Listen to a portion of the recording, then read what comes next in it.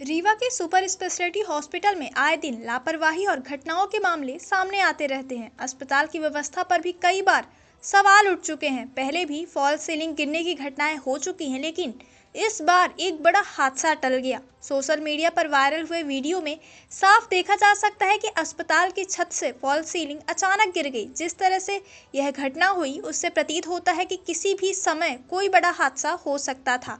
हालांकि राहत की बात यह रही कि इस घटना में किसी को कोई चोट नहीं आई और न ही कोई हताहत हुआ। इस घटना को लेकर अधिवक्ता वीके माला ने कड़ी निंदा की है। उन्होंने अस्पताल प्रबंधन पर गंभीर लापरवाही और बड़े पैमाने पर भ्रष्टाचार का आरोप लगाया है। उनका कहना है कि करोड़ों की लागत से बने सुपर स्पेशलिटी हॉस्पिटल की इमारत में बार बार ऐसी घटनाएं होना बेहद चिंताजनक है। यह न केवल स्वास्थ्य सेवाओं की गुणवत्ता पर सवाल खड़े करता है, बल्कि मरीजों और उनके परिजनों की सुरक्षा के लिए भी खतरा है। अधिवक्ता ने जिम्मेदार अधिकारियों के खिलाफ कड़ी कार्यवाही की मांग की है, ताकि भविष्य में इस तरह की घटनाएं ना हो।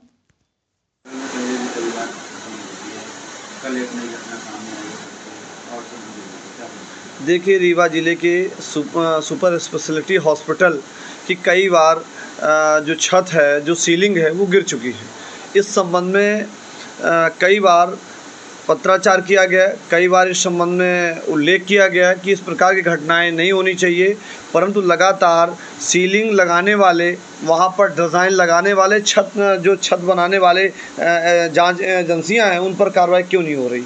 इस बार तो हद हो गई कि जब पेशेंटों के ऊपर सीलिंग ही गिर गई, यानी सीलिंग जो ऊपर छत के नीचे जो डिज़ाइन लगाई जाती है, जो सीलिंग बनाई जाती है, जो फर्नीचर पर लगाए गए थे, वही फर्नीचर पेशेंटों के ऊपर गिर गए। ये दुर्भाग्य का विषय नहीं है, ये आपराधिक प्रकरण पंजीबद्ध होना चाहिए कि ऐसे व्यक्ति, ऐसी कंपनी, ऐसी एजेंसी कि लगातार वहाँ पर सुपर स्पेशलिटी हॉस्पिटल में सीलिंग गिर रही हैं, तो ये अपराध नहीं है। उन पर ब्लैक लिस्टेड करना चाहिए, उनके खिलाफ कार्रवाई करना चाहिए। आए दिन किसी दिन कोई घटनाएं हो सकती हैं, तो वहाँ पर संज्ञान लेना चाहिए। रीवा जिले के रीवा विधानसभा के माननीय डिप्टी सीएम रीवा से हैं।